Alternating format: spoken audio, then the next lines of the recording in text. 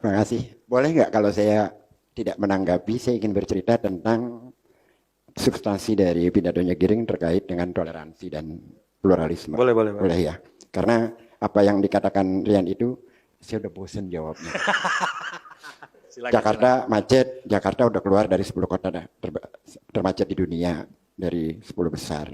Banjir berkurang dibanding data tahun-tahun sebelumnya. Formula E udah dijawab dari mulai Jakpro apa udah datanya banyak kok di media gitu. Tapi saya lebih tertarik bercerita tentang Jakarta dan pengalaman hidup saya. Teman-teman semua, pengalaman Pilkada 2017 menjadi sesuatu yang diglorifikasikan sampai hari ini. Saya ingin bercerita saja ya. Saya lahir dan besar di Poncol Senen, Lerjen Suprapto. Jadi daerah situ rumah biasanya depannya toko, belakangnya rumah. Tetangga saya namanya Toko Banjang, Toko Yuntat, anaknya namanya Alyuk Baong Ahin. Di seberang saya itu Toko Juni, anaknya namanya Afa Aceh Apin. Sebelah lagi Toko Juli, namanya anaknya Alut. Di sebelah sana lagi tukang bakmi namanya Tekming. Semuanya teman saya. Dan kalau lagi malam, terutama bulan puasa, kita main galasin bareng, apa bareng. Kalau hari Jumat libur sekolah, mereka nunggu saya sholat Jumat. Bubar sholat Jumat kita main bareng. Kalau hari Minggu gini, saya jemput mereka di gereja ayam, di Pasar Baru. Kalau malam lebaran, ibu saya membuat ketupat dan menyuruh saya mengantarkan ke tetangga-tetangga saya yang Tionghoa itu, ke rumah-rumahnya. Kalau lagi Imlek, lebaran itu Imlek, tahun baru Tionghoa, maka kami dikirimin kue keranjang. Tolong yang saya katakan ini dibantah, terjadi nggak di seluruh Jakarta? Yang saya ceritakan ini. Kita di Jakarta nggak kenal tuh kata toleransi atau pluralisme. Karena tiap hari inherent sudah keluar rumah bermain dengan yang berbeda keyakinan. Nggak pernah ada problem, sama sekali. Pernah ada gubernur yang non muslim di Jakarta? Pernah. Hengantung namanya. Ada masalah? Tidak. Lalu suasana itu berjalan panjang dan bertahun-tahun. Masuklah Guntur Romli dan kawan-kawan, saya mengatakannya, kutip aja silahkan, saya nggak ada masalah. Para liberal udik ini ngajarin kita di Jakarta tentang pluralisme dan toleransi. Siapa lu? Tiap hari kita udah main dengan orang-orang yang berbeda keyakinan. Bahkan sampai hari ini saya lebih hafal hitungan Cina daripada hitungan Arab. Jajal deh hitung-hitungan nama saya. Saya masih hafal, no peit, no pego, no bango. Ayo aja, saya masih hafal itu. Dan itu suasana yang tiap hari kita temui.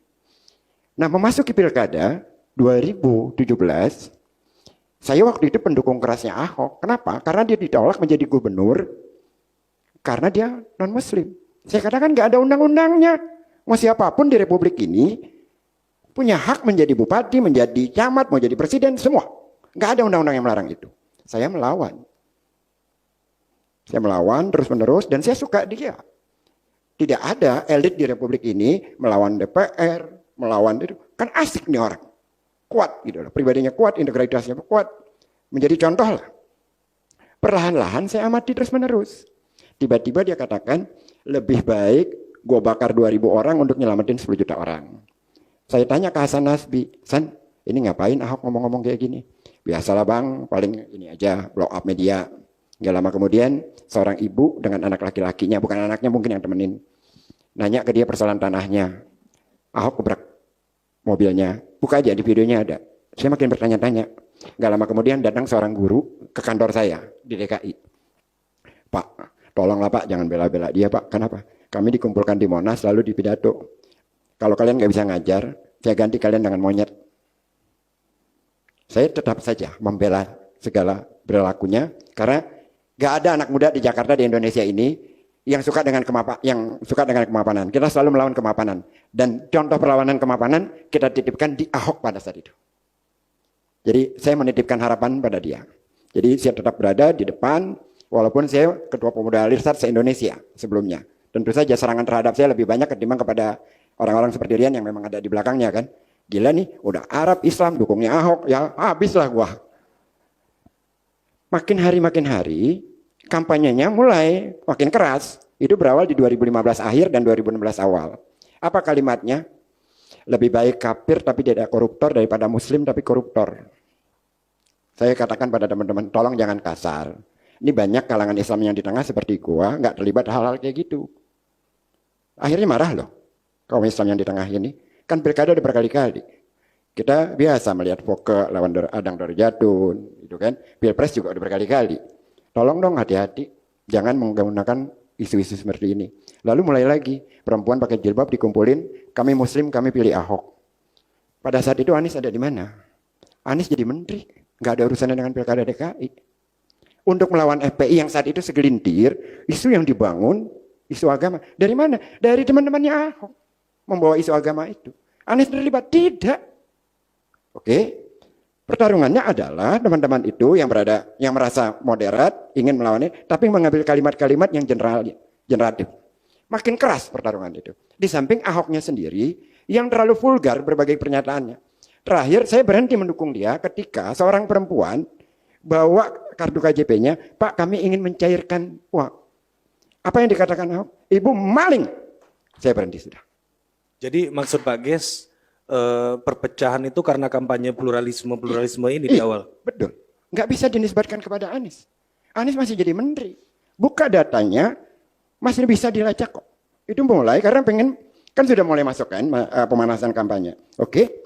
Lalu tiba di saat pilkada. Kapan Anies ditetapkan? Anies ditetapkan tanggal 23 September hari Jumat, hari terakhir ketika pilkada. Isu tentang pertarungan itu sudah ada. Sudah ada. Apa yang dinisbatkan kepada Anies pada saat itu? Supaya Anies tidak bisa masuk ke putaran kedua. Kalian kok memainkan isu itu? Akui sajalah, Anies liberal, Anies Syiah. Kan itu yang dimainkan kepada Anies. Untuk menjatuhkan dia. Dan saya repot mengklarifikasi isu-isu semacam itu. Semata-mata karena dia rektor Paramadina. Lalu mulai muncul kekerasan-kekerasan baru. Apabila Ahok tidak menang, maka KJP Plus buat janda-janda itu di stop. Itu kan ancaman. Dibalas lagi dengan ancaman. Yang memilih Ahok tidak disolatkan. Ancaman dibalas lagi dengan ancaman. Lalu rapatlah kita, ini nggak sehat. Anies mengeluarkan surat edaran tanggal 17 Maret 2016 agar menghentikan 2017 bukan 2016, menghentikan segala spanduk-spanduk itu. Buka di Detikcom ada surat edarannya Anies terhadap itu. Terhadap spanduk-spanduk itu meminta dihentikan. Kalau ada yang dilakukan itu, saya akan datang sendiri. Saya pribadi terlibat di Kemayoran, di Jiung menurunkan spanduk. Supaya itu tidak terjadi. Kalau mau fair, kedua belah pihak terlibat. Kalau mau fair. Tapi apakah Anies terlibat? Tidak sama sekali. Rekam jejaknya jelas, ada semua. Gitu. Ini kalau mau. Lalu kenapa selamanya Anies dinisbatkan kepada itu? Kalaupun bukan Anies, misalkan AHY yang maju di putaran 2. Keberuntungan suara limpahan dari persoalan 212 datangnya ke AHY. Bukan ke Anies. Nggak akan mungkin ke Ahok kan? Iya. Ya, dari awal memang nggak mungkin ke Ahok. Nah dari awal itu saya tanya kepada teman-teman. Ketika saya sudah menyatakan berhenti. Siapa Bang yang Anda jagokan? Saya menjagokan Sapri Samsudin. Bahkan Sapri itu buka malam lebaran kita paksa deklarasi untuk mencalonkan gubernur DKI. Karena saya kecewa dengan Ahok itu. Kecewa dengan apa? Perilakunya. Terlalu jumawa. Kalau yang dilawan elit kita dorong. Begitu dia melawan warga sendiri. Wah ini orang psikopat. Nggak kena ini. Dalam frame keadilan yang saya miliki. Ini nggak bisa diteruskan. Dan masyarakat akan makin terbelah. Jadi persoalan utamanya memang ada. Tapi ditambahkan dengan perilaku Ahok sendiri yang tidak dewasa. Maka jadilah seperti ini. Anies terlibat. Kalau persepsi bisa. Kalau fakta nggak ada.